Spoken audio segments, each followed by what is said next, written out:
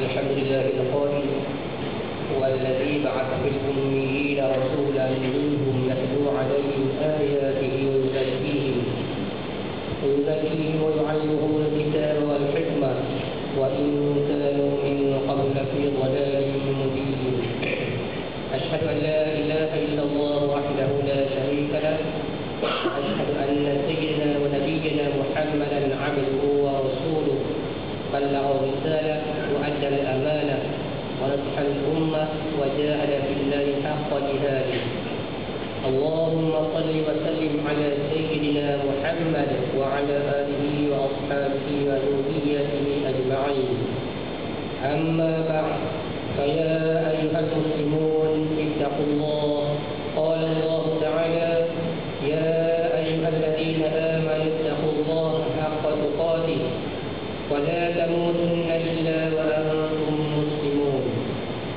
Sidang Jumaat yang dirahmati Allah, marilah kita bersama-sama meningkatkan ketakwaan kita kepada Allah Subhanahu wa taala dengan melaksanakan segala yang terkandung dalam hukum Islam dan iman serta meninggalkan segala larangannya. Marilah kita bermuhasabah dengan menghitung segala amalan yang telah kita kerjakan sebelum tibanya hari perhitungan di hadapan Allah Subhanahu wa taala. Mudah-mudahan ia akan memberi keinsafan di atas segala kesilapan yang telah kita lakukan. Secara umumnya janji adalah wajib ditepati dan ia merupakan tuntutan syarak. Di hari akhirat kelak setiap manusia akan ditanya tentang janji yang telah mereka lakukan semasa hidup di dunia ini. Firman Allah Subhanahu wa taala dalam surah Al-Isra ayat 34, A'udzu billahi minasyaitonir rajim. Wa la taqrabu mal al-yatim illa billati hiya ahsan hatta yablugha ashuddah wa awfu bil 'ahdi innal 'ahda kana mas'ula. Maksudnya, dan janganlah kamu menghampiri harta anak yatim melainkan dengan cara yang terbaik sehingga dia baligh atau layak mengurus harta dengan sendiri. Sempurnakanlah perjanjian dengan Allah dan dengan manusia. Sesungguhnya perjanjian itu akan ditanggungjawabkan. Perbuatan memungkiri janji adalah suatu perkara yang tidak disukai oleh semua orang. Malah orang yang mungkir janji sekalipun pasti tidak suka jika orang lain mungkir janji kepadanya. Muslimin yang berbahagia, sesungguhnya Islam amat mengambil berat dalam soal janji. Sama ada janji antara seorang Muslim dengan yang lainnya atau janji seorang hamba dengan Allah Subhanahu wa taala. Betapa beratnya perbuatan tidak menepati janji sehingga telah digambarkan oleh Rasulullah SAW sebagai menyamai salah satu sifat orang-orang munafik.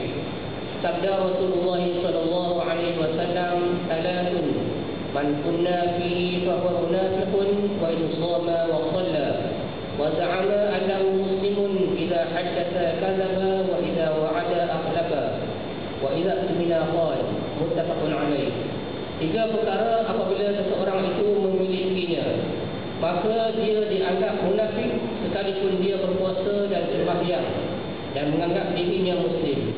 Iaitu apabila berkata-kata dia berdusta, apabila berjanji dia memungkiri, dan apabila diamanahkan dia mengkhianatinya. Memandangkan janji itu satu amanah dan mungkir janji itu pula perbuatan orang munafik dan berdosa besar. Maka Islam sebagai agama yang sempurna telah menentukan adab-adab yang perlu diikuti apabila membuat janji. Di antara adab tersebut ialah mengucapkan lafaz insya-Allah apabila berjanji. Surat ini telah dijelaskan oleh Allah Subhanahu wa taala dengan firman-Nya dalam surah Al-Kahfi ayat 23 hingga 24. A'udzu billahi minasyaitonir rajim. Wa la taqulanna li shay'in inni fa'ilun dzalika ghadan illa an yasha Allah. Wadhkur rabbaka idza nasita wa qul 'asa an yahdini rabbi li aqrab min hadha rashada. Maksudnya, dan janganlah engkau berkata mengenai sesuatu yang hendak dikerjakan bahawa aku akan lakukan yang demikian itu kemudian nanti, melainkan hendaklah disertakan dengan berkata insya Allah. Dan ingatlah serta sebutkan akan Tuhanmu jika engkau lupa, dan katakanlah Mudah-mudahan Tuhanku memimpinku ke jalan petunjuk yang lebih dekat dan lebih terang daripadanya. Dan jemaah yang dirahmati Allah sekalian, pada masa ini perkataan insya-Allah telah disalahgunakan oleh segelintir masyarakat. Lafaz insya-Allah digunakan sebagai alasan untuk sengaja tidak memenuhi janji.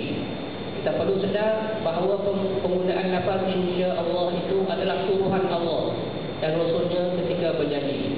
Oleh itu, setiap kali kita melafazkan insya-Allah adalah disertai dengan azam untuk menunaikannya, agar kita tidak tergolong dalam golongan orang-orang munafik. Setiap janji mestilah ditepati, sama ada janji manusia sesama manusia atau janji manusia dengan Allah. Jadi kalau ungkapan insya-Allah itu sebagai azam untuk menepati janji dan menyempurnakannya. Jadi kalau diri kita orang yang bertakwa dan berpegang pada janji, bukannya orang yang memungkiri dan mengkhianati janji. Mudah-mudahan kita menjadi insan yang sentiasa beroleh rahmat dan hidayah Allah Subhanahu wa taala, bahagia hidup di dunia dan di akhirat. A'udzu billahi minasyaitonir rajim. Wa idh akhadha Allahu mitsaqal ladzina utul kitab litubayyinunahu lin-nasi wa la taktumunahu fanabadhuhu wara'a dhuhurihim washtaru bihi thamanan qalila fabissa ma yashtarun. Surah Al-Imran ayat 187.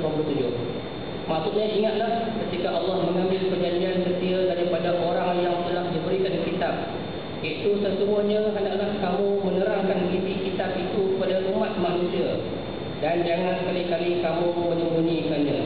Kemudian mereka melemparkan janji itu ke belakang mereka, serta mereka menukarnya dengan harga yang sedikit, maka amat buruklah apa yang mereka dapati daripada tukaran itu.